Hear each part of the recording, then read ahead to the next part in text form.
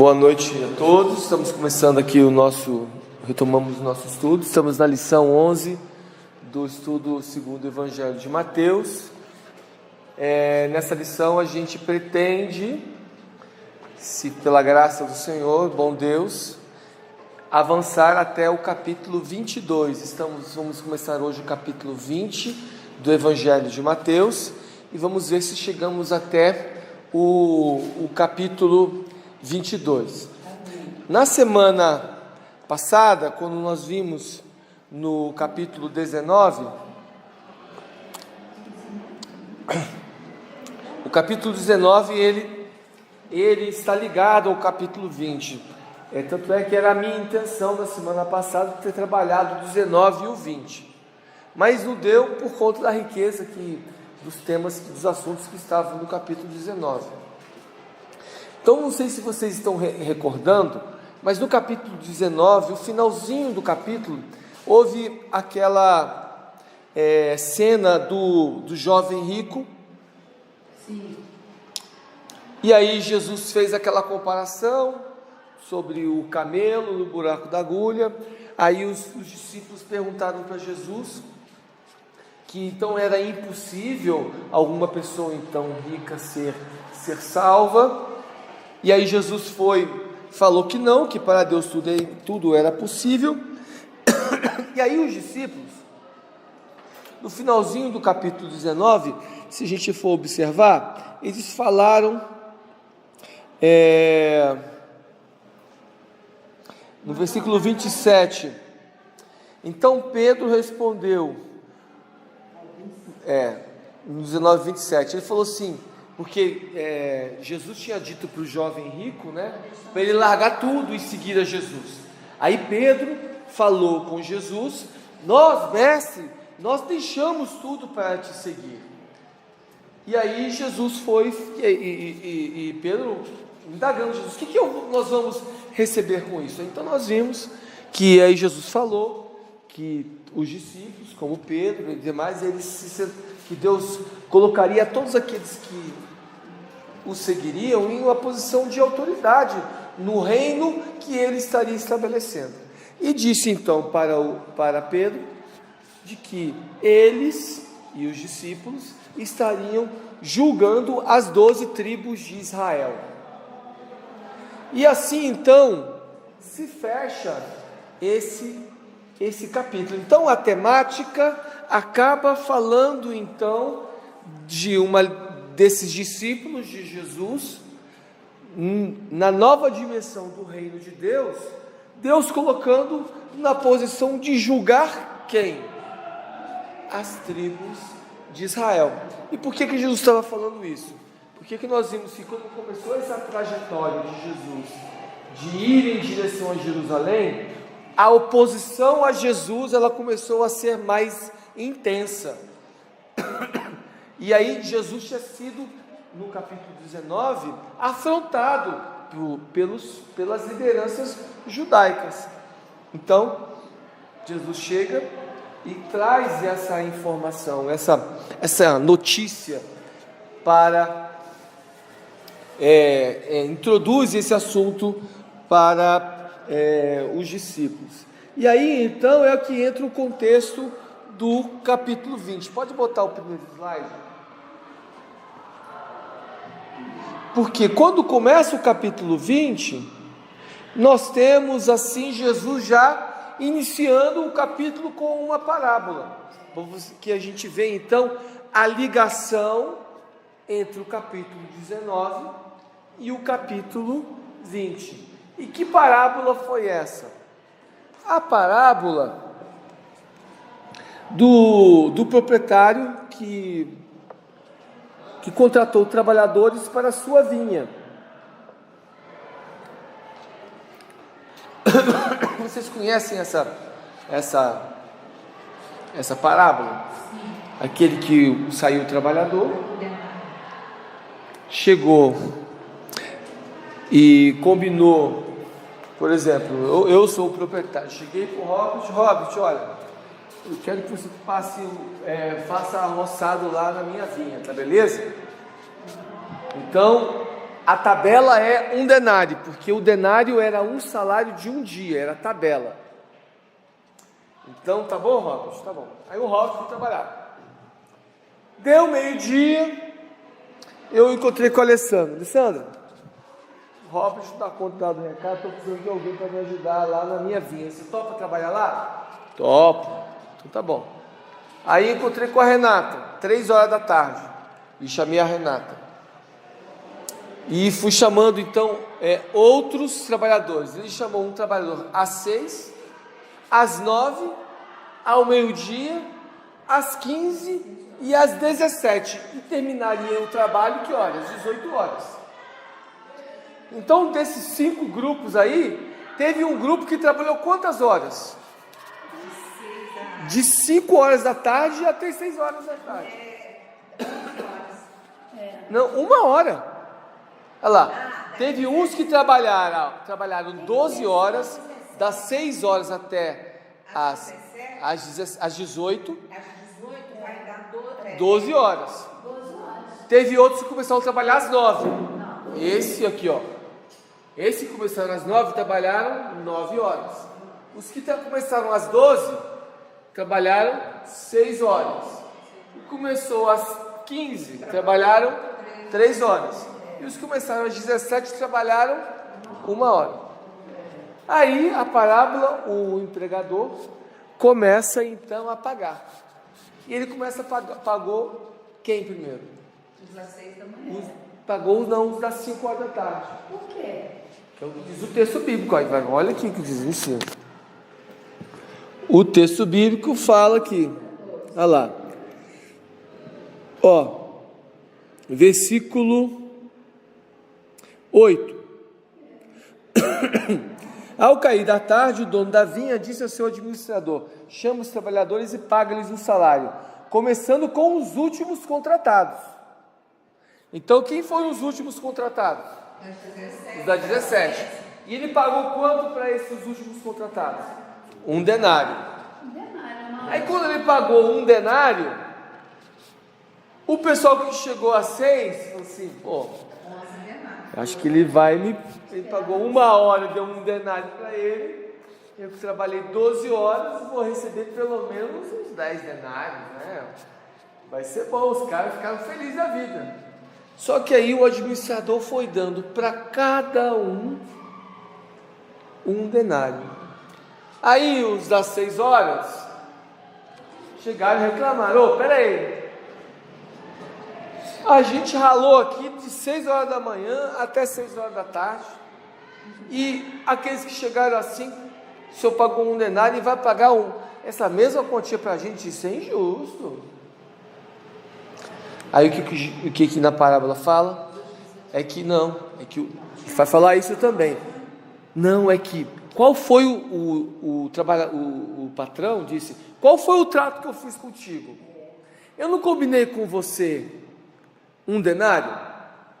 Combinou. Então, eu não estou cumprindo o meu acordo? Estou. Agora eu estou fazendo misericórdia para os demais. É minha intenção ter misericórdia dos demais. Nessa parábola, então, quem Jesus estava chamando a atenção ali? Lembra? Os discípulos tinham falado, perguntado para eles: olha, mestre, nós largamos tudo, viu? Quando a gente entrar no teu reino, lembra da gente. Porque a visão dos discípulos ainda era uma concepção humana. Então eles achavam, quando Jesus disse que, olha, eu vou colocar vocês para julgarem Israel, as tribos, eles devem assim: cara, a gente é demais mesmo, viu? Nós somos os primeiros. Então, nós vamos ser os mais importantes. E aí Jesus vem e fala nessa parábola que não vai ter essa questão de importância. Que tanto o primeiro quanto os últimos a serem chamados, todos serão alcançados pela graça.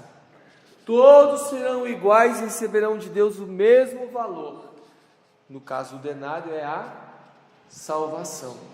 E a regra, ou seja, que a regra de Deus sempre vai ser a graça e nunca o mérito. A gente pode até achar que vai ser um pouco de injustiça, afinal eu estou trabalhando aqui 6 horas da manhã, desde 6 horas da manhã, né? Mas presta bem atenção, a ótica tem que ser ao contrário. Você teve o privilégio de servir ao Senhor por 6 horas. Essa que deve ser a conotação nossa. Eu estou servindo ao Senhor desde as 6 horas da manhã. Puxa vida, que pena, é que eles ali só serviram só 1 hora. Essa é a ideia que Jesus tem que colocar para nós.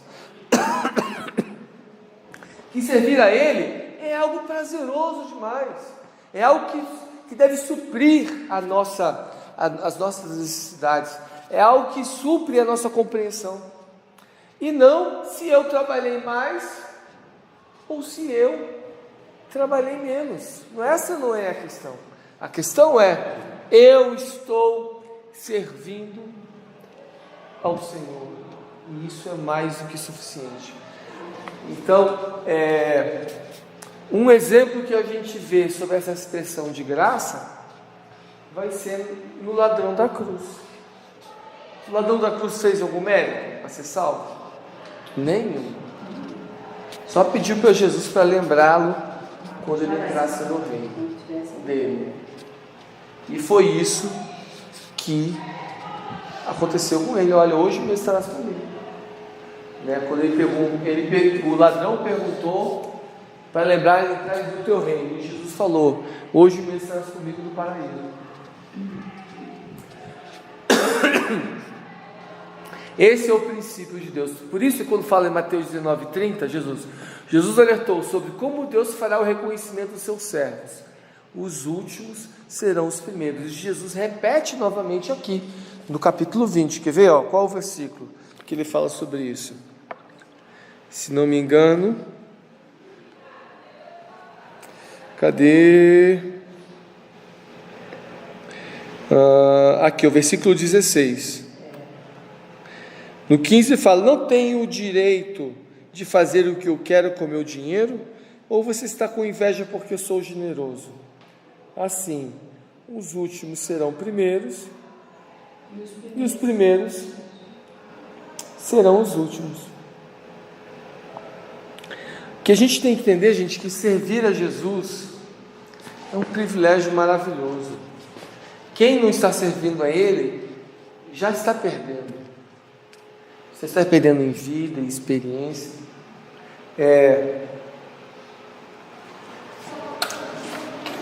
Ia dar um exemplo de uma coisa que aconteceu hoje comigo no trabalho e eu esqueci.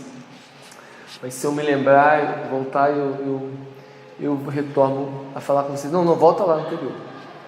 Aqui, Vamos só explicar um pouquinho aqui. Como é que é essa história dos últimos serão os primeiros? Está ali, É que foi uma resposta a Pedro sobre o que eles vão receber. Porque o Pedro achava que eles iam receber mais. Não vai. Os discípulos deveriam saber que a posição deles não os tornavam melhores. Então, não é porque meu amigo Robert está aqui, que ele é o operador aqui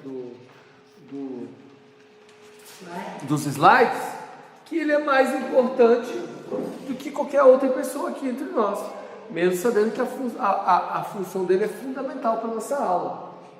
Então não é porque você serve que se torna alguém melhor. E Deus chamou outros além de Israel, e os primeiros seguidores de Jesus. Essa talvez seja a grande questão que Jesus estava querendo mostrar para eles, de que quem foram os primeiros a serem chamados por Deus? Quem foi? Israel. Israel foi o primeiro povo. Jesus veio para os seus. Eles eram ele era o povo de Israel, era o primeiro. Mas quem seriam os últimos? Os gentios, nós. E você vê que acaba sendo um pouco que uma metáfora profética a respeito do final dos tempos, de que quando houver o arrebatamento da igreja, quem Deus vai chamar primeiro? A igreja, os gentios, os últimos. Nós seremos chamados primeiros, é o que diz o texto. Porque eles rejeitaram, né? E aí aqueles que ficariam para a grande tribulação, que seriam os 104.000, eles seriam os últimos, que apesar de serem judeus e terem sido historicamente primeiros a serem chamados por Deus, eles seriam os últimos. E também esse texto poderia ser uma profecia a respeito do ministério apostólico do apóstolo Paulo. Por quê? De todos os apóstolos que são referências e chamados, ele foi o último.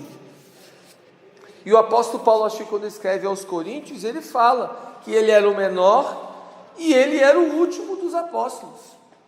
E diz que ele era apóstolo porque ele foi chamado por Jesus, assim como Pedro, Tiago, João, etc., todos os demais discípulos também foram chamados por Jesus. Mas aonde Paulo foi chamado por Jesus? Lá no caminho de Damasco, quando ele estava indo prender as pessoas. Ele estava perseguindo, né? O perseguidor estava indo a Damasco, e ali ele encontrou Jesus, e ali Jesus o chamou. Tanto é que ele já chega em Damasco praticamente já quase convertido. Quando Ananias vai lá e orar por Ananias já chega na casa dizendo: irmão Saulo, Jesus mandou te procurar. Jesus já tinha dito: olha, vai lá porque teu irmão está lá cego.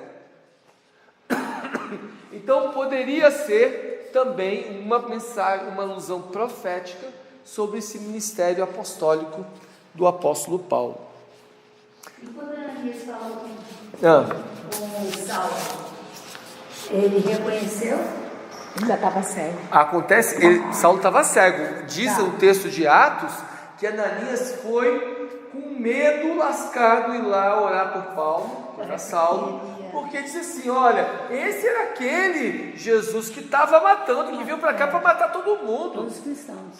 E aí o Senhor falou com ele: vai lá porque ele está cego. Ele me pertence, ele já me conhece.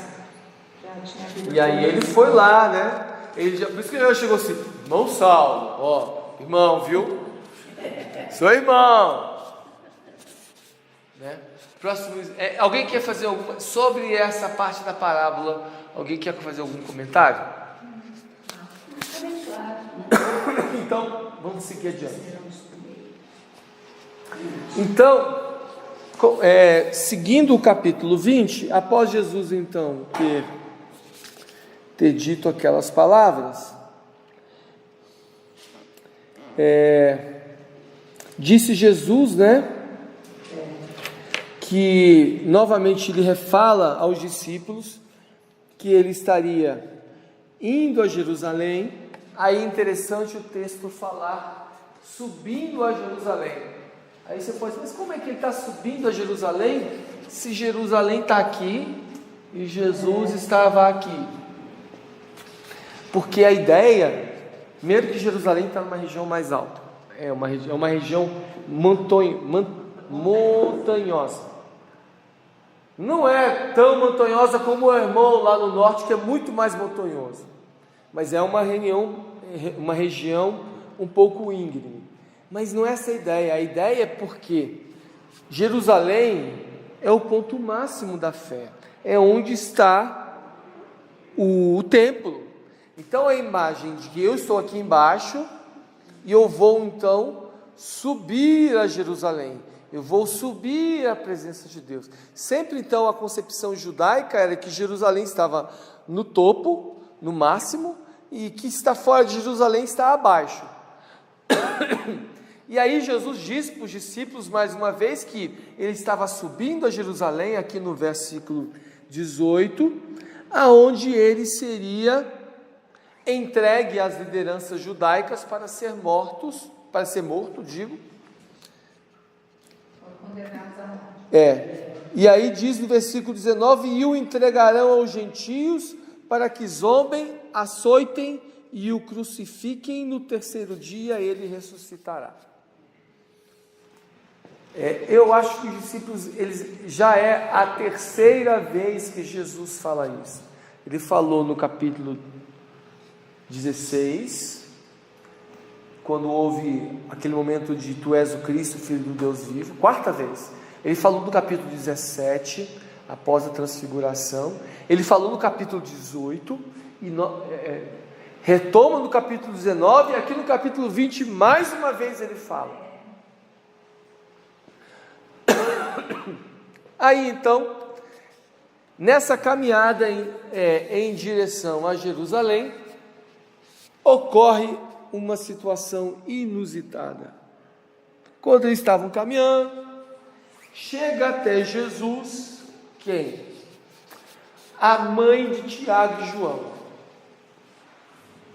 E chega para Jesus, a mãe de Tiago e João. Olha aí o texto, filho.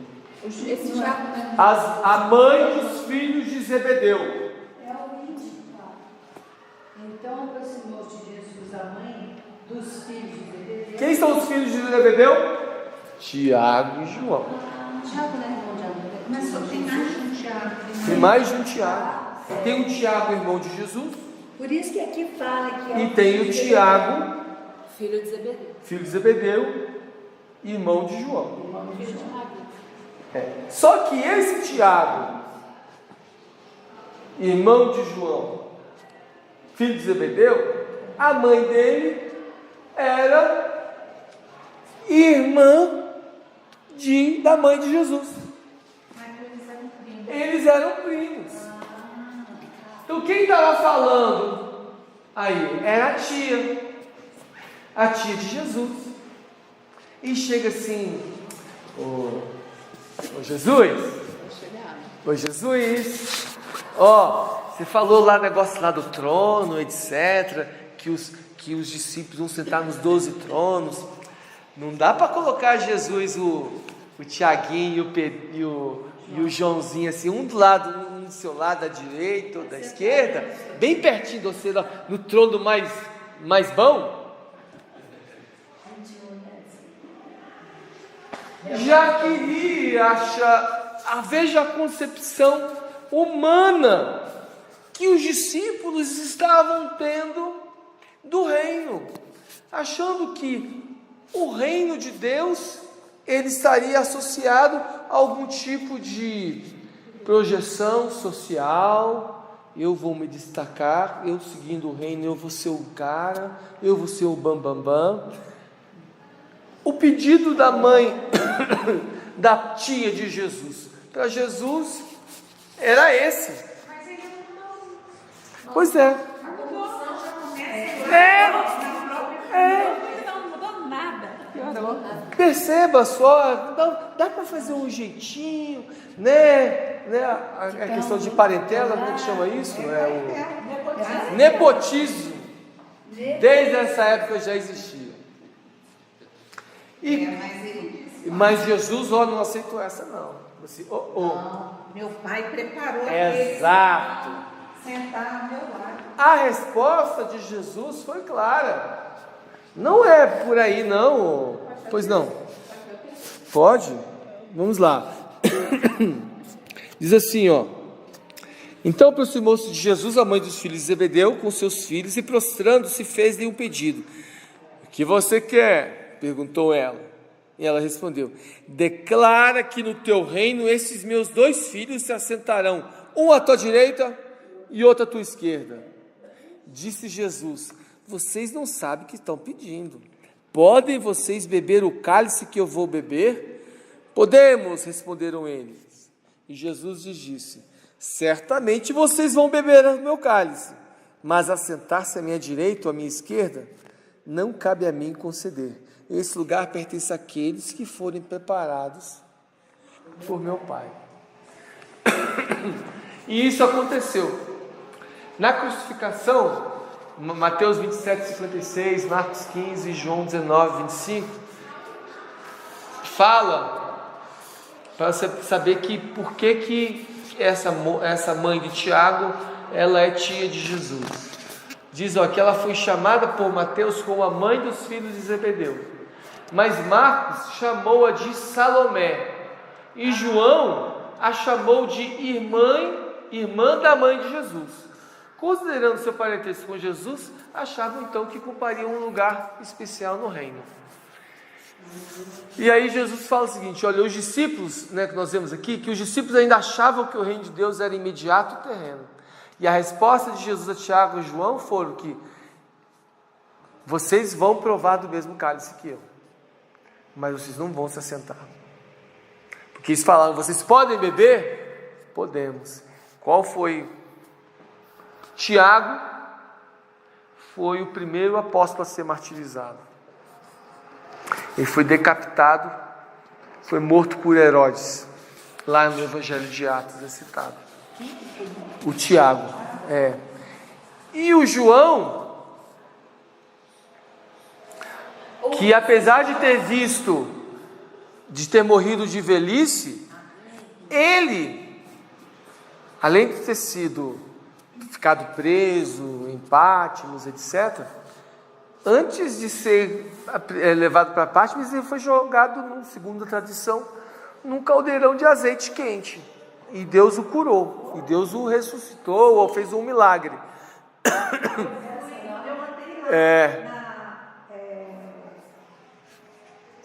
Éfeso. Em Éfeso. Isso. E a pessoa que contava, né, a história, que era guia, remeteu também. Exato. A que João, ele depois foi... ela disse que uns dizem que ele foi para Patmos. Aí depois foi levado para Patmos, porque o Império Romano foi cozido antes. Bom, ele pode ter sido ressurreto, ou um milagre de Deus, mas que ele deve ter sentido essa dor? Nossa! Não creio que Deus o anestesiou. Não. Houve um milagre de Deus de trazê-lo à vida. Mas porque Jesus havia dito: você vai experimentar do mesmo cálice que eu, já que você falou que quer beber. Meu Deus! Né? Então a dimensão do reino de Deus difere da dimensão do reino dos homens. O reino de Deus não será um reino do ter, nem será um reino do ser, ou o reino do poder, mas será sempre o reino do servir e do obedecer. A importância nesse mundo, a nossa importância no reino que virá, vai se dar em função da nossa disposição em obedecer a Deus. A importância futura compete ao Pai. Foi o que Jesus falou. Quem vai dizer sobre se você vai sentar à minha direita ou à esquerda, vai ser o Pai. O que importa a você é que você tem que servir. Isso que importa. Alguém quer fazer uma observação sobre isso? Oi? Então, vamos ao próximo slide, Robson, por favor. Então, agora, caminho de Jerusalém 5. Então, ainda estamos no capítulo 20. Volta o slide anterior. Então, Jesus veio descendo. Veio descendo, aqui o Jordão está aqui. Esse é o caminho que vão acompanhando junto ao Jordão. E agora Jesus chega às mediações de Jericó, que está aqui. Tá? Pode passar o próximo slide. Isso. Quando chega em Jericó, isso está lá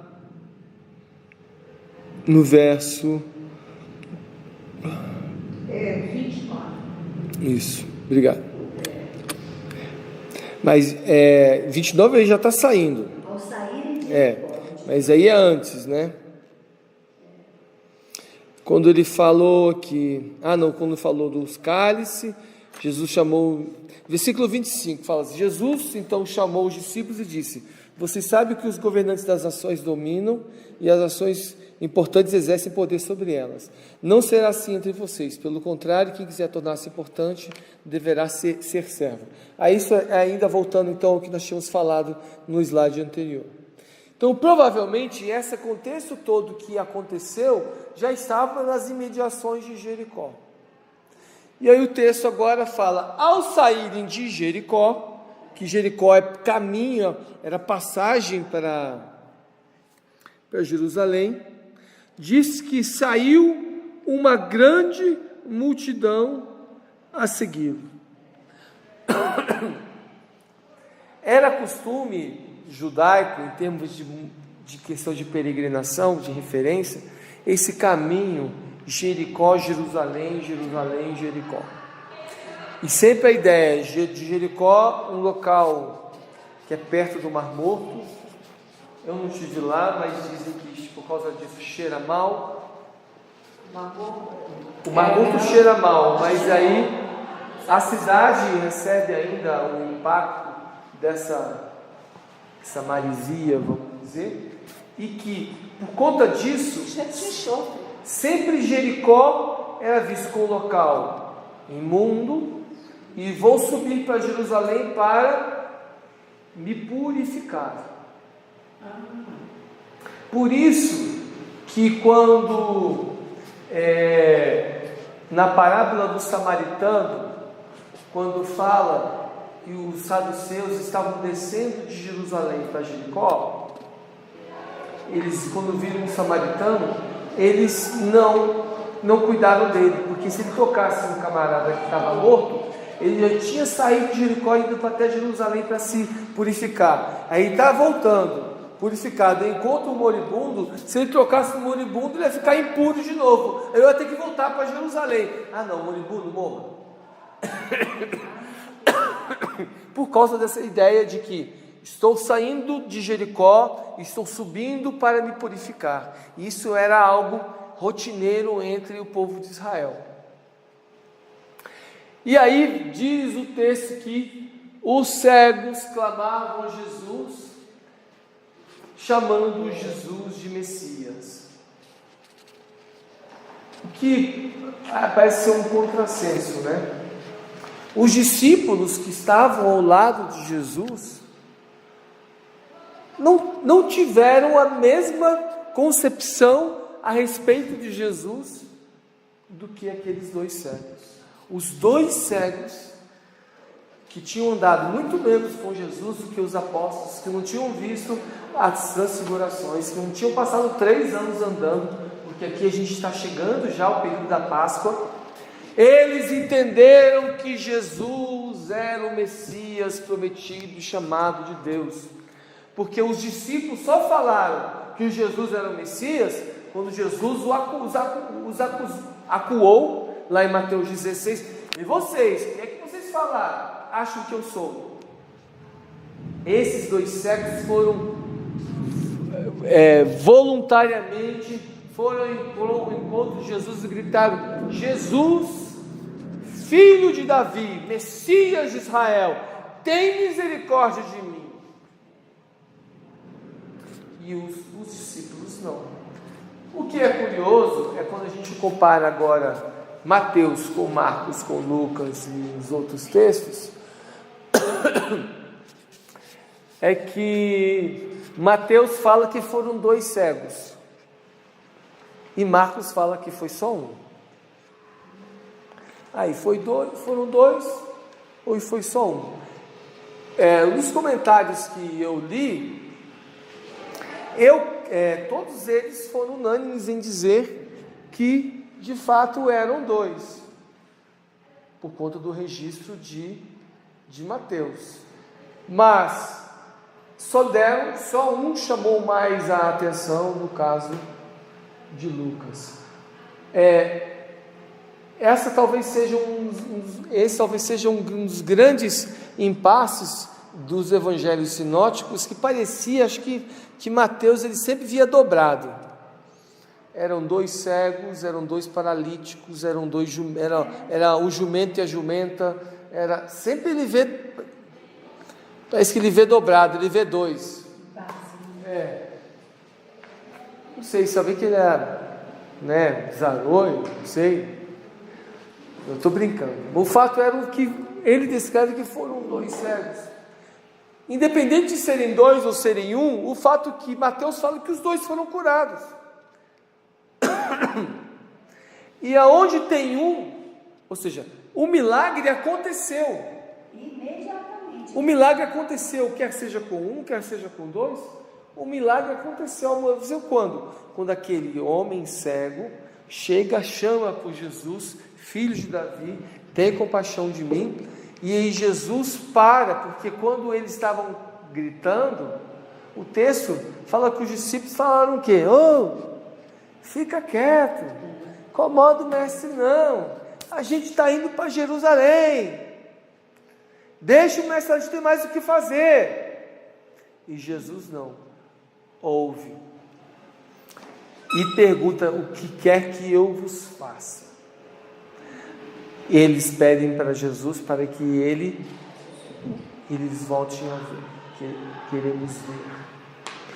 Essa é a principal evidência de que aqueles cegos sabiam que Jesus era o Messias de Deus, porque ele não era um político, ele não era alguém que iria resolver, alguém que ia dar um cargo importante para mim, como Pedro, como Tiago e João queriam.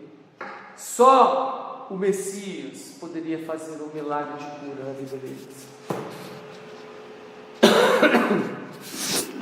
Então, diz o texto que mais uma vez Jesus anuncia a sua morte. Infelizmente, até aquele momento, os discípulos ainda não haviam compreendido a respeito disso. Os cegos não pediram a Jesus uma esmola, que poderia fazer, como todo pedinte faz. Eles pediram um milagre. Eles viram a dimensão do reino antes mesmo do milagre. E apesar de Mateus não fazer citação, antes de ir a Jerusalém, Jesus então passaria por Betânia para a casa de Lázaro, a quem ele iria ressuscitar. Esse relato está no Evangelho de João. Então, provavelmente, lembra aquele texto lá de João, quando fala que, olha, teu amigo, o pessoal lá está doente?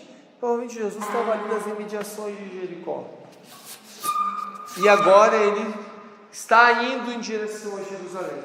E no caminho de Jerusalém, antes de chegar a Jerusalém, eles passam em Betânia. Próximo slide, por favor, Robert. Aqui nesse slide eu apresento então um pouco do trajeto de Jesus.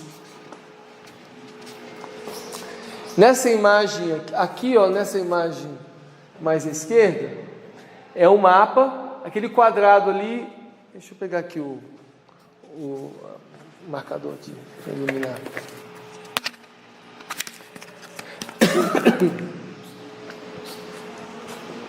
Aqui.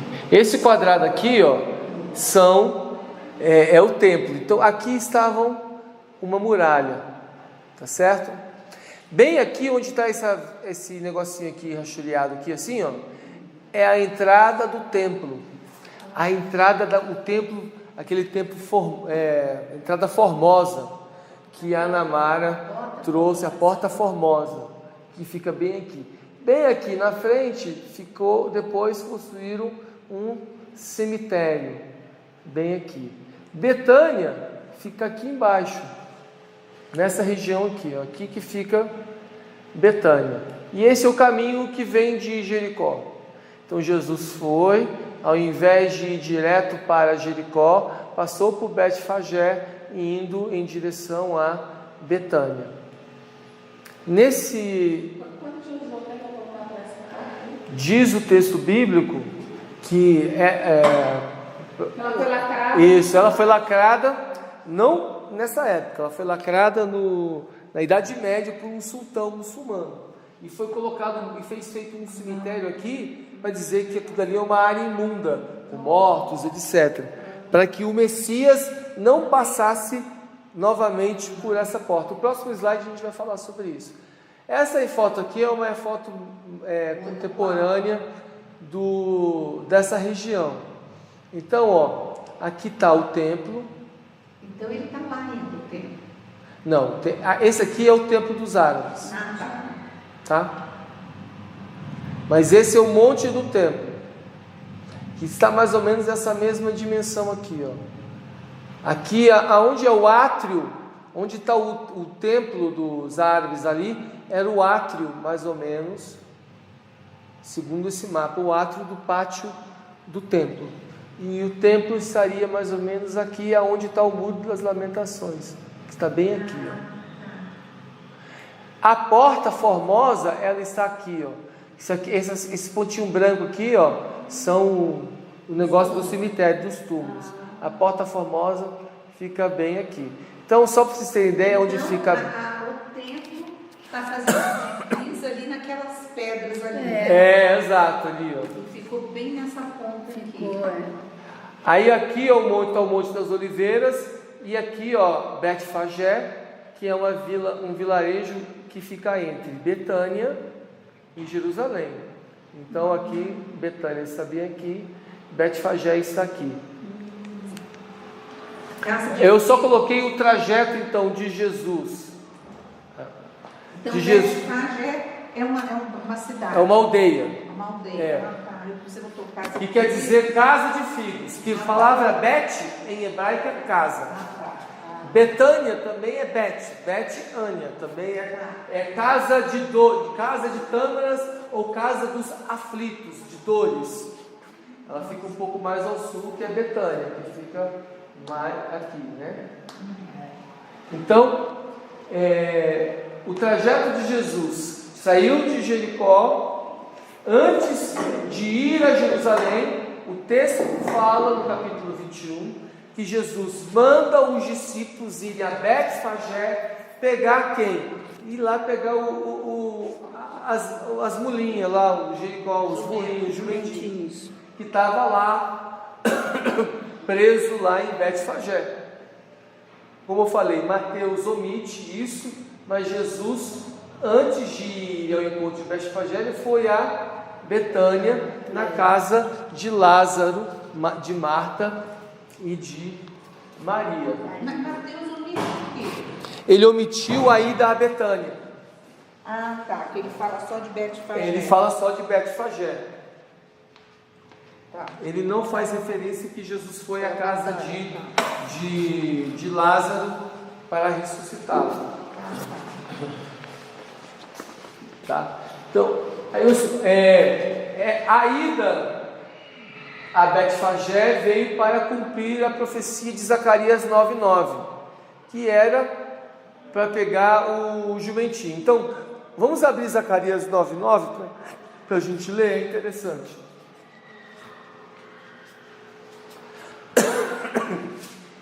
Zacarias é o penúltimo livro do Velho Testamento, viu? Então você vai voltando de Mateus, você vai falar. Pode ler? Pode ler, por favor. Alegra-te muito, ó filha de Sião. Exulta, ó filha de Jerusalém. Eis que o teu rei virá a ti, justo e salvador, pobre, e montado sobre um jumento, sobre um asninho, filho de jumenta. Ótimo. Então, segundo a profecia, Jesus, essa imagem que nós temos aqui, ela está errada. Porque nesse desenho aqui, segundo essa pintura aqui, que eu não sei de quem é, tá? Mas aqui, segundo a pintura, Jesus está montado em quem? No jumentinho ou na jumenta? Na jumenta. E ele foi montado no pequenininho. Foi quando ele entrou em Jerusalém. Ele fala sobre um jumento, a senhora lembra disso? Me lembro como ele ligando Desculpa. Ele foi montado no jumentinho. jumentinho, E a jumenta ficava, levava a roupa dele, se for o caso. Mas era o jumentinho que Jesus Eu vou tomar um copo d'água aqui, dá licença. Vamos ver o conteúdo do capítulo 21.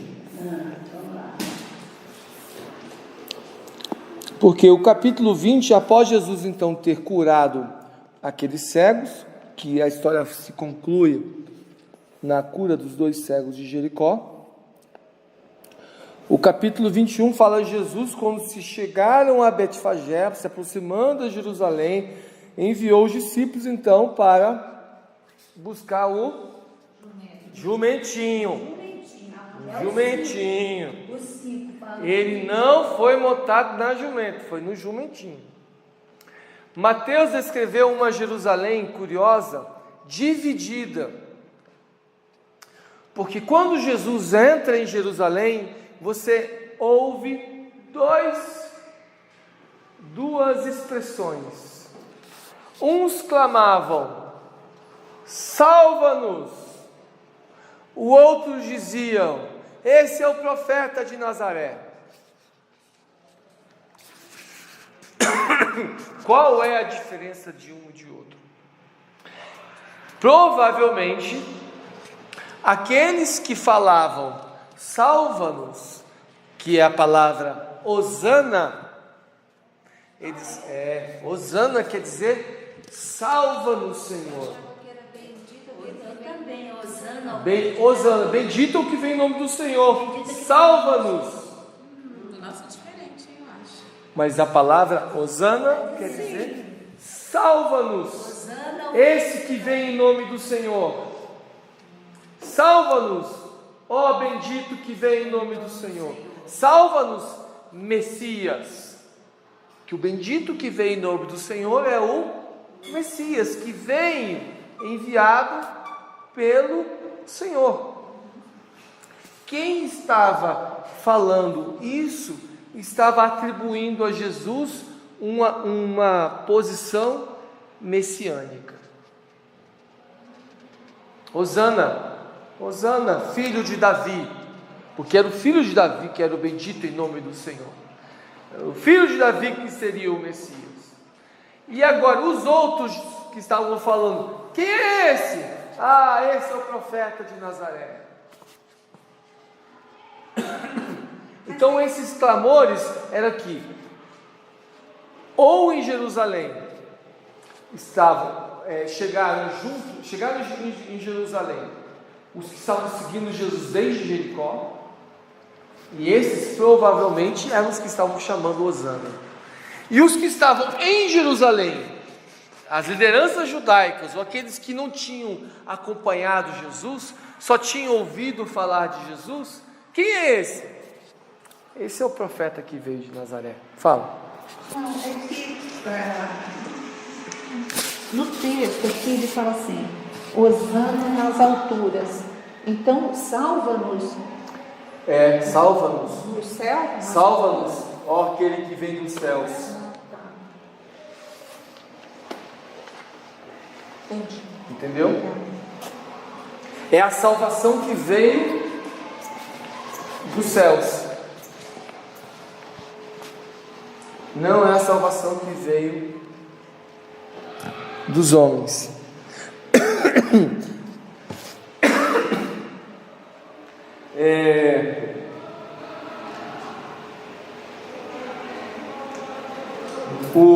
No versículo 3 acontece aquela situação para o cumprimento da profecia de que foi, de que quando Jesus falou para encontrar, olha, vai encontrar o jumento, a jumentinha, alguém vai perguntar e você vai dizer, olha, o mestre está precisará deles. Né? Então essa afirmação para mim, ela tem uma contundência muito grande. Veja que Deus está controlando tudo, toda a história. Daí a razão por que Jesus então foi para Jerusalém, para ter um grande confronto com as lideranças judaicas. Ele foi, agora ele foi de peito aberto. Lembra que a gente viu nos capítulos anteriores, quando via o confronto, ele saía pela tangente, desviava. Mas desde que ele começou a caminhar para Jerusalém, ele foi confrontando, enfrentando os seus opositores, não foi desviando mais do caminho, foi para o embate, e agora, entrando em Jerusalém, ele estava com plena confiança de que o Pai estaria controlando todas as coisas, nos mínimos detalhes, inclusive o danado do jumentinho. Aleluia. Danado não, abençoado jumentinho. Carregou Jesus. Isso. É abençoado.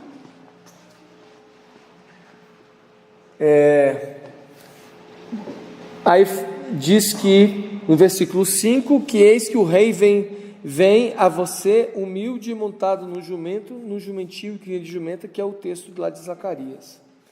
Diz o texto lá nos versículos 6 a 9, 6 a 8, que aquilo que Jesus disse foi exatamente o que aconteceu. Eles encontraram o jumentinho lá e etc.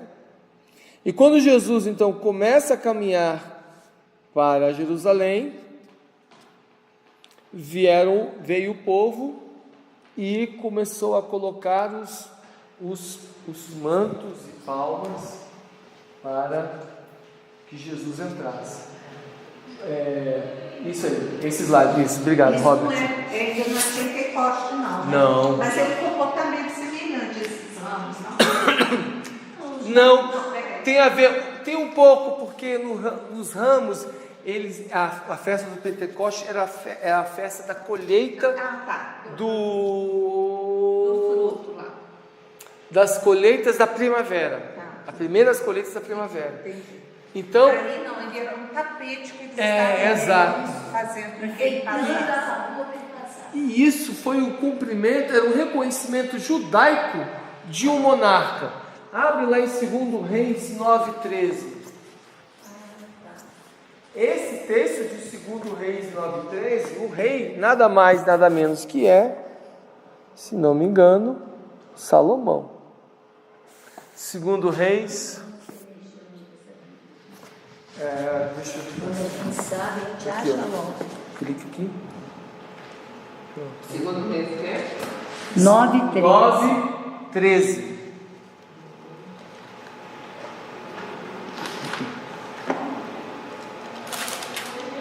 Deixa eu ver. Não era Salomão, não. Era Jeú. Imediatamente. Leia aí, por favor. Imediatamente. Porque Salomão é o primeiro reis. 2 Reis 9:13. Pode ler, por favor. Imediatamente eles pegaram os seus mantos e os estenderam sobre os degraus diante dele. Em seguida, tocaram a trombeta e gritaram: Jeú é rei. Jeú é rei. Era o rei. Então, era o reinado de Jeú. E essa imagem de reconhecimento de Jesus também foi reproduzido naquele ato de colocar mantos e palmas. Era um ato culturalmente reconhecido pelos judeus como reconhecimento de um monarca. Esse ato também foi repetido quando Judas Macabeus purificou o templo com a expulsão dos Seleucidas. Isso a gente falou, isso não está no texto bíblico, mas quando os Macabeus venceram os sírios, que tinham devastado o templo, quando Judas Macabeus entra em Jerusalém e reconhece ele como rei, e começa a dinastia dos Asmoneus, a gente viu isso no início desse estudo. O povo também colocou para Judas entrar mantos e palmas. O clamor do povo, quando falava Hosana nas alturas, é o cumprimento de Salmo 118, 22 a 27. Vamos ler?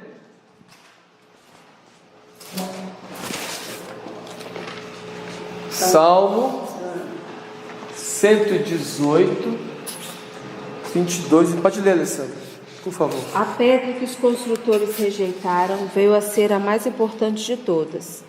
Isso foi feito pelo Senhor e é uma coisa maravilhosa. Este é o dia da vitória de Deus, o Senhor. Que seja para nós um dia de felicidade e alegria. Salva-nos, ó Senhor, salva-nos. Dá-nos prosperidade, ó Deus. Que Deus abençoe aquele que vem em nome de Deus, o Senhor.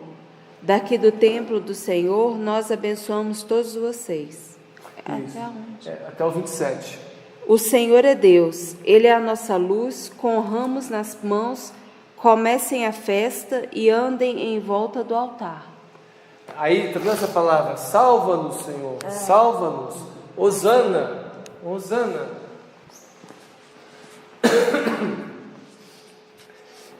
Jesus, então, ele entrou naquela época pela porta dourada. Essa daqui. Só que hoje em dia, como está ali, ó, hoje em dia está desse jeito, né? Só que existe um aterro aqui, ó. Ah, tá. Fecharam, né? É. Então eles fecharam a parte aqui de cima e essa parte existe vários metros de profundidade de sedimento, de aterramento arqueológico, etc. Daqui para baixo, bem aqui, ó. Então essa segunda foto aqui mostra que essa porta ela está aqui embaixo, ó, na realidade. Lá onde estão sepultados. É onde aqui no meio do defunto aqui, ó. Tá? É a porta dourada.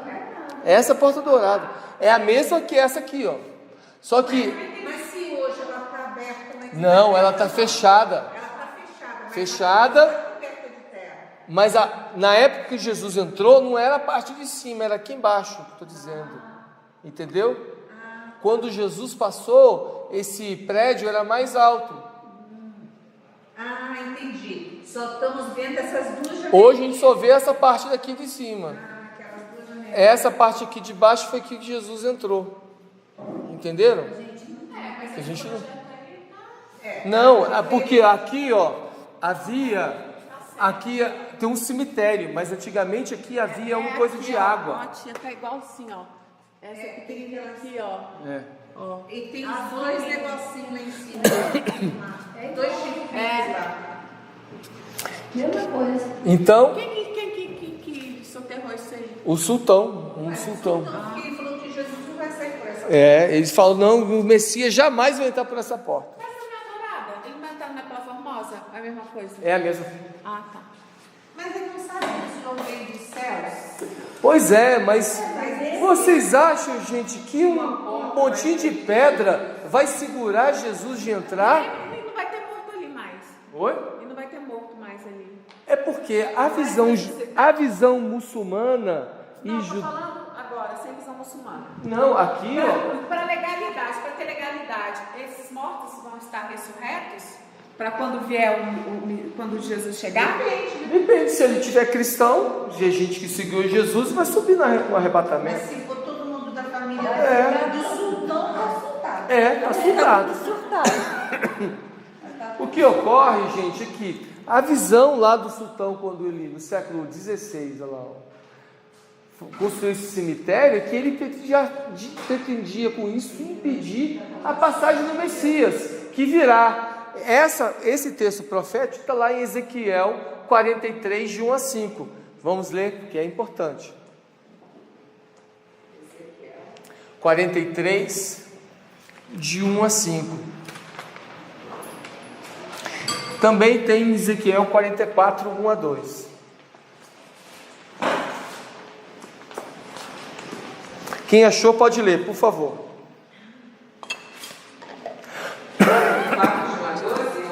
1 a 2, 44 de 1 a 2 e 43, isso.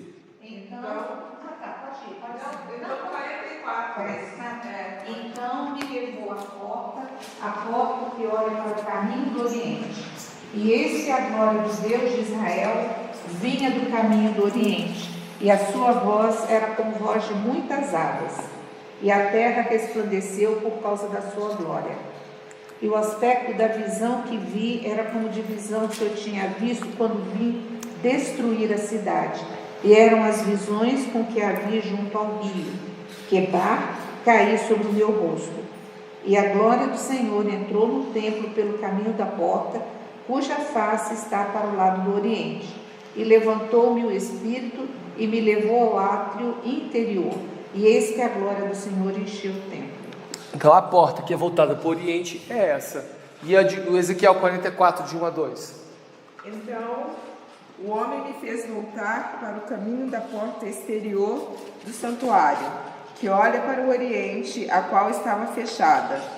Disse-me o Senhor: esta porta permanecerá fechada, não se abrirá, ninguém entrará por ela, porque o Senhor, Deus de Israel, entrou por ela, por isso permanecerá fechada. E o que é interessante é que Ezequiel profetiza antes da porta estar fechada. A porta estava aberta. Jesus passou por ela, montado no jumento, no jumentinho, digo. E agora, depois disso, essa porta foi fechada e ela vai ser aberta novamente quando o Senhor voltar na sua segunda vinda. Nós vamos entrar junto com Ele na comitiva, que os arrebatados virão atrás, e nós já estaremos com nossos corpos glorificados. Então, aí aquela imagem ali, nós vimos lá o cemitério na frente, né? O que mais nós podemos falar? Jesus, ele entrou pela porta e ele foi direto ao templo. O que aconteceu? E lá expulsou aqueles que transformaram o culto em comércio e também operou milagres. Mateus é o único a relatar também que haviam crianças clamando Hosana. Isso também é um cumprimento profético do que está lá em Isaías 56, 7, Jeremias 7, 11 e Salmo 8, 2. Porque os outros livros não fazem referência a crianças clamando também Hosana, Hosana nas alturas. Tanto é que quando Jesus fala isso, o texto fala. Mateus fala aqui, ó. No 8, não. Mateus 21, cadê? Aqui. Cadê a criança? Cadê? Cadê? Não tem as crianças falando, né? Só Tem sim, é o 15. Aonde? Aqui, ó, verso 15, ó. Mas quando os chefes do sacerdote e os mestres da lei viram as coisas maravilhosas que Jesus fazia e as crianças gritando no templo, Hosana ao filho de Davi, ficaram indignados e perguntaram: não estás ouvindo o que essas crianças estão dizendo? E respondeu Jesus: sim. Vocês nunca leram dos lábios das crianças e dos recém-nascidos suscitastes louvor? Verso 15 e 16. Então, alguém achou Isaías 56, 7? Desculpa. 56, 7. Isso. Também os levarei ao meu santo monte e os alegrareis na minha casa de oração. Os seus holocaustos e os seus sacrifícios serão aceitos no meu altar, porque a minha casa será chamada casa de oração para todos os povos. Isso em função de que a casa de oração tinha sido transformado em local de salteadores, né? Agora, esse louvor das crianças está no 21. Está no 21, 15 e 16.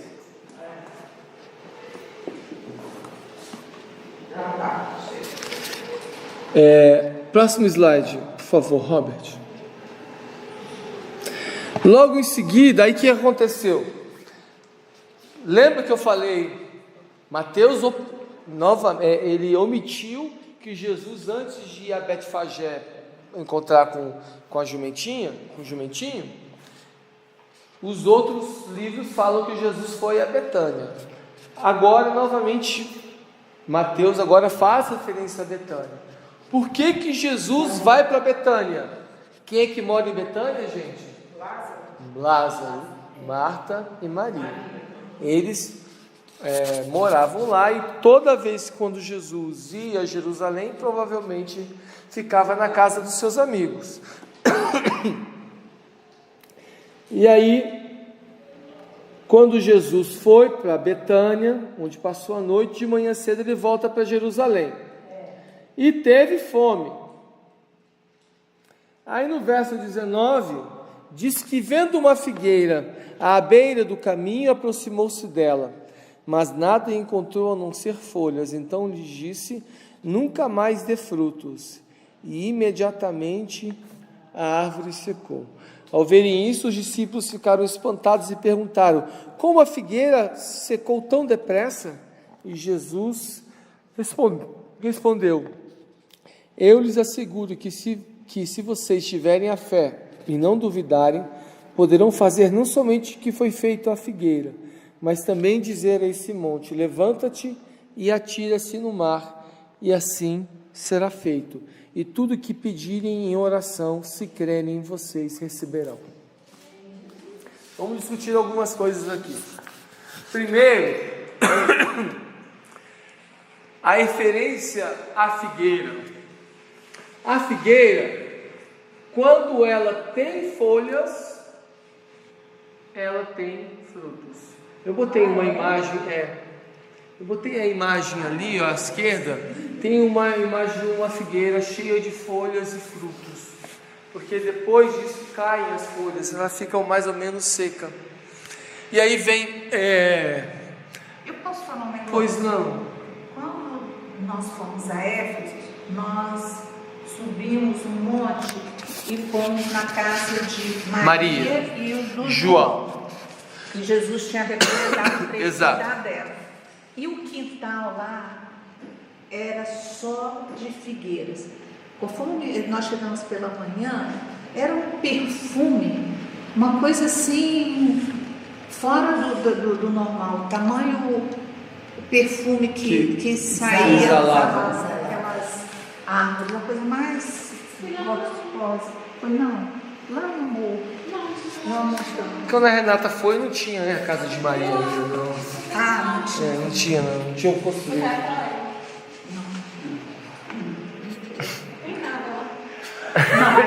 Lógico que destruíram a Troia. A casa de Maria tem. Vamos levar a gente lá. É que essas são as ruínas mais bem conservadas que tem. A casa de Maria tem pequenininha, simplesinha. A casa é igual um cordão, né? Um atrás do outro, assim, não dá nem tempo de parar. A imagem de Israel, sempre ela feita uma figura com a figueira. O fato de há textos que são comparados. Israel é chamado de figueira, estão ali em Oséias 9:10 e Joel 1:6-7. Depois vocês podem dar uma olhada.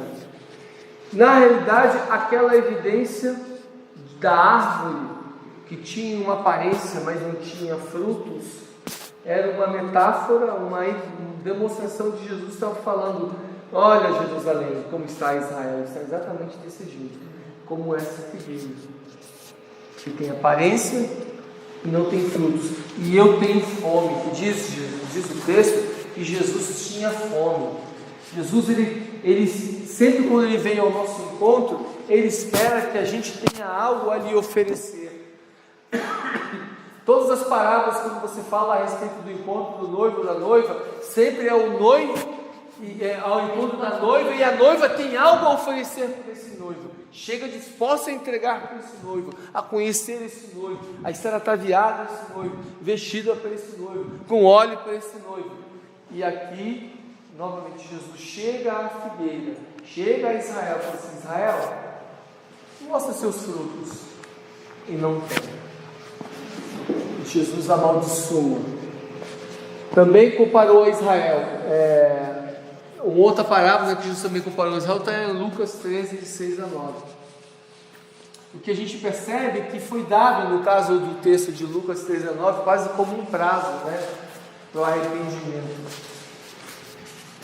Mas Israel não se arrependeu. Após dormir em Betânia pela segunda vez, ele vai ao templo.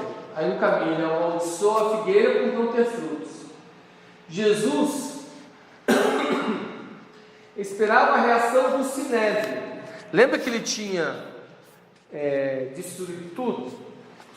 Quem comandava aquele comércio todo eram os saduceus, eram os membros do Sinédrio. Ninguém podia fazer nada no templo se não tivesse o aval do Sinédrio. Então Jesus ele foi para lá sabendo que ele iria enfrentar a reação dos sacerdotes. O que é curioso observar era o seguinte: aquela figueira tanto era uma metáfora a respeito disso, do fato de Jesus estar amaldiçoando aquela figueira, uma metáfora de Israel, porque figueira, gente, ela não tem nenhum tipo de dolo moral. Que mal uma figueira pode fazer a alguém? Nenhum. Ainda mais que, segundo Marcos, capítulo 11, 13, essa época não era a época de figos, não é época de dar frutos. Mas acontece que havia frutos temporões, né? Então ela tinha alguma aparência, sugeria que, eu acho que ela está dando uma florada, vai ter fruto temporão. Então, se não era tempo para figo, por que Jesus iria amaldiçoar a porta da figueira? E Jesus quis ensinar aos discípulos duas coisas. Uma, a inutilidade atrai o desastre. Tudo aquilo que Deus coloca nas suas mãos e você torna inútil, aquilo se corrompe, se perde. E o segundo princípio, que a fé sem a prática está condenada. Por isso que Jesus fala: olha, vocês têm que ter fé. Se vocês tiverem fé, vocês podem até mesmo dar esse monte, sair daqui e ir para acolá, porque tudo aquilo que vocês pedindo com fé, vocês vão receber. O que coloca Jesus é que de uma fé com prática, uma fé viva. Agora, quando ele dá esse exemplo de levar no monte, etc., não é uma afirmação, aí eu vejo como uma afirmação categórica, mas sim alegórica, porque você não viu em nenhuma vez Jesus mandando algum monte sair daqui para acolá. Ele não fez. Por quê? Porque a fé, gente, ela está associada à obediência. Se eu vivo uma fé em obediência, eu não me torno alguém inútil. Tudo aquilo que Deus coloca na minha mão, eu obedeço e executo. Então, as minhas ações, elas estão interligadas na minha fé, e a manifestação do poder de Deus vai seguir, vai acompanhar isso. E se for da vontade de Deus que o monte saia, o monte vai sair. Mas porque eu estou andando em obediência de fé. Jesus estava nessa condição. Aonde estava Jesus, gente? Em Jerusalém. Em que lugar? No templo. Fazendo o quê? Afrontando o Sinédrio. Por quê? Porque eles estavam vendendo e fazendo da casa do Pai um local de comércio. E aí Jesus chega, faz toda essa manifestação de ensino sobre o quanto esse Israel está apodrecido. Em resposta aos discípulos sobre a questão da fé, Jesus disse-lhes que Deus esperava deles. Fé é igual a oração genuína. A fé genuína nos capacita a fazer. A fé genuína nos leva a compreender a vontade de Deus. Por exemplo, o arrependimento. E a fé genuína nos leva a suportar as circunstâncias adversas, as circunstâncias adversas. Jesus removeu montanhas? Não, mas você enfrentou essas montanhas, subiu, ou seja, foi mais do que isso até. Só bota o próximo slide para eu saber se eu concluo. Não, eu vou parar por aqui. Posso fazer uma pergunta? Pois não. Essa menina que eu li o Evangelho de Marcos, aí a última vez que a gente leu, parou naquela parte que Jesus mandou o espírito imundo daquele cara que estava com a legião de demônios para os 3.000 porcos, né? Entrar nos porcos. E aí ela me perguntou por que os porcos não estavam fazendo nada, né? Os porcos foram para o precipício.